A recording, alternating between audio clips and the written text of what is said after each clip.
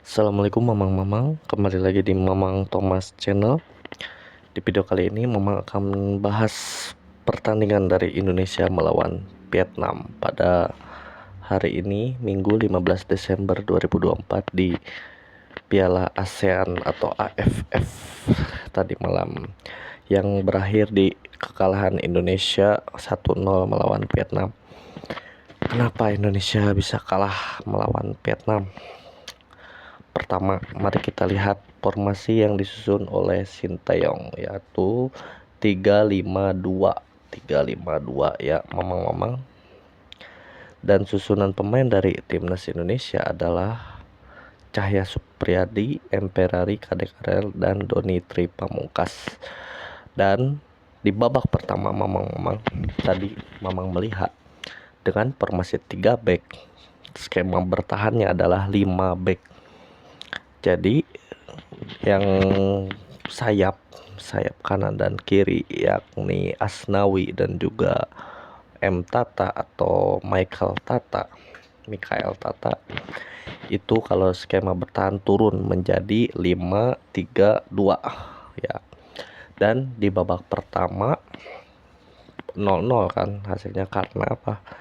Karena di susunan strateginya Mamang Sinteyong itu tidak cover one by one, tapi cover by positioning. Jadi Mamang lihat di bertahan 5 back itu sejajar, dan di depannya ada 3 gelandang sejajar Mamang, yakni siapa? Ada Rivaldo, Arhan Fikri, dan juga Maulana. Nah, 3 itu skemanya bertahan itu 3 back mundur, 3 gelandang maksud Mamang mundur, di depannya 3 back sentral, back tengah, dan 2 kanan kiri bertahan. Jadi 5 ditambah 3 gelandang, dan itu sangat menyulitkan Vietnam. Mamang terbukti Vietnam tidak menghasilkan gol sama sekali di babak pertama. Dan emang strateginya seperti itu ya, tidak marking man of man tapi marking by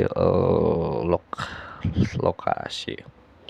Pokoknya mereka itu fokusnya menjaga 3-5 gitu, seperti itu Mamang di babak pertama. Dan di babak kedua sama juga awal-awal, tapi setelah pergantian pemain terutama Hoki Caraka, karena di babak pertama Hoki Caraka tidak mendapatkan suplai bola ya sama mereka, dan juga diganti oleh Victor Detan. Hoki Caraka dan juga Rafael Struijk diganti Rivaldo ya. Rivaldo diganti oleh Rafael Struijk. Dan pada saat pergantian itu formasi sama, tapi konsentrasinya sudah buyar karena kita menyerang, terlalu fokus menyerang, dan juga konsentrasi buyar, dan pemain Vietnam berhasil mencetak gol melalui skema tendangan jarak jauh, membentur tiang, dan juga masuk. Bola pantulannya dimasukkan oleh bola datar ya ke bawah gawang, penjaga gawang Cahya Supriyadi. Dan kebobolannya itu karena kurang konsentrasi saja ya, kaget seperti itu, ada tendangan jauh membentur Mister dan kurang konsentrasi. Pemain-pemainnya masih pada di depan, jadi ada ruang untuk pemain Vietnam melesakkan atau menendang bola.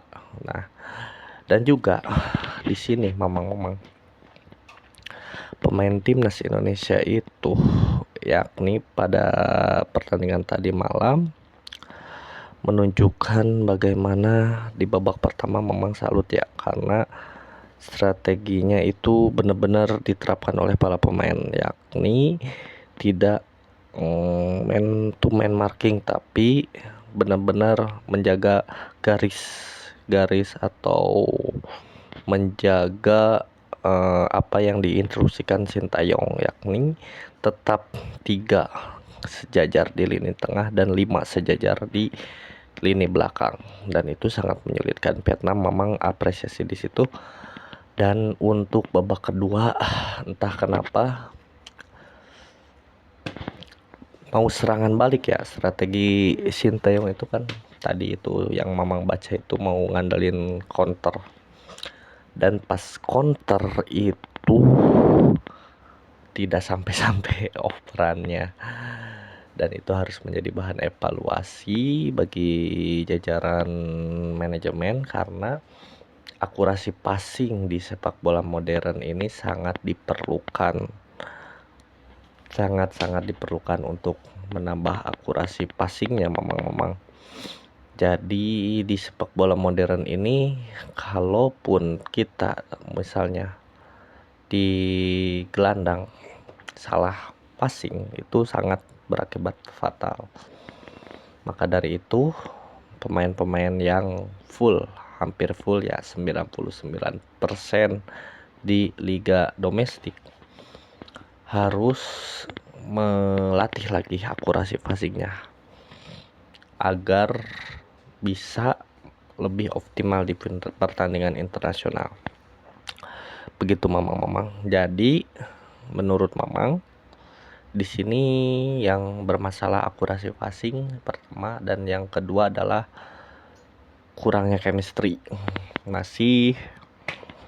Ini pemain masih baru bergabung, maksudnya baru bergabung dalam sebuah tim, baru beberapa pertandingan doang, dan juga TC-nya juga singkat. Maka memang tidak heran tim yang seperti ini langsung melawan Vietnam di kandang Vietnam. Dan kita semua tahu Vietnam itu merupakan ranking FIFA-nya yang lumayan ya, tapi dengan kualitas atau dengan pemain-pemain yang baru melakukan sebuah kerjasama tim, maka bisa dipastikan kurangnya chemistry dan juga grogi di kandang Vietnam. Memang tadi lihat beberapa orang ya grogi, dan juga ya ini yang harus dibenahi, yang benar-benar harus dibenahi masalah passing.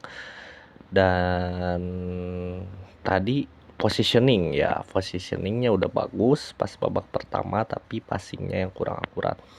Begitu pula di lini tengah ke depan, masih tadi ada peluang ya, Victor Detan dan juga Rafael Strike berdua, tapi karena kedalaman bertahan kita sangat dalam mendekati kiper, maka pada saat ada counter menyerang balik di second line atau garis kedua kita itu telat datang, maka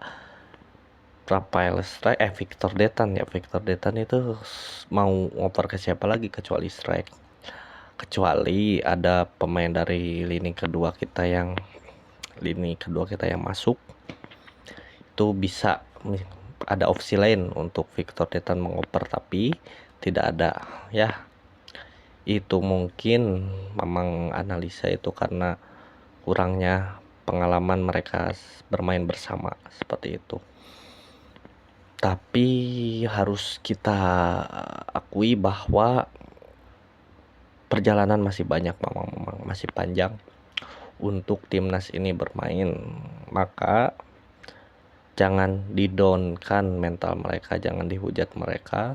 Kita harus dukung terus memang biar mereka lebih semangat lagi berlatih, jangan di-down-kan, ataupun mereka semua bisa masuk atau abroad ke klub-klub luar negeri. Maka dari itu, siap mau menang kalah tetap jangan dihujat mamang, karena mungkin saja itu bisa mendownkan mental pemain, dan semoga tidak down ya. Kalaupun mungkin ada netizen yang menghujat, semoga mereka tidak down. Maka dari itu mamang mulai dari sekarang, mau menang mau kalah tetap kita dukung. Karena apa? Karena proses kita untuk menjadi sepak bola yang lebih baik, kita masih dalam proses awal, mamang-mamang, atau jangka waktu yang singkat, jangka menengah, jangka pendek ya, bukan jangka singkat, jangka pendek, jangka menengah, dan juga jangka panjang. Dan untuk AFF ini kita masuk ke era jangka menengah atau perbaikan jangka menengah ya. Butuh 5 tahun dari awal Erick Thohir atau Bapak Erick Thohir ini menjabat. Sekiranya butuh 5-10 tahun jangka menengah ini bisa dijalankan, dan Bapak Erick Thohir juga baru menjabat berapa tahun sih? 1 tahun atau 1,5 tahun atau 2 tahun ya, maka sisa 3 tahun lagi untuk mengoptimalkan target jangka menengah ini. Apa itu target jangka menengahnya? Yakni adalah memperbaiki kualitas liga domestik, sehingga pemain-pemain timnas kita yang ada di liga domestik itu memiliki kualitas yang bagus dari segi operan, dari segi passing, dari segi dribbling, atau dari segi kontrol bola. Mereka mempunyai kualitas yang bagus. Itu karena kualitas liga domestik yang bagus. Sekarang liga domestik kita lagi diperbaiki oleh Bapak Erick Thohir dan proses. Jadi kekalahan ini adalah merupakan sebuah proses dari perbaikan liga domestik kita, dan semoga 3 tahun, 4 tahun, 5 tahun lagi kualitas liga domestik kita bisa bersaing dengan pemain-pemain kita yang abroad di luar negeri. Sekian saja dari Mamang, semoga bermanfaat. Maka jangan hujat pemain ya, sekali lagi. Sudahlah, kecewa sih, ya biasa aja sih, karena emang menang kalah itu biasa ya. Sekian, assalamualaikum warahmatullahi wabarakatuh.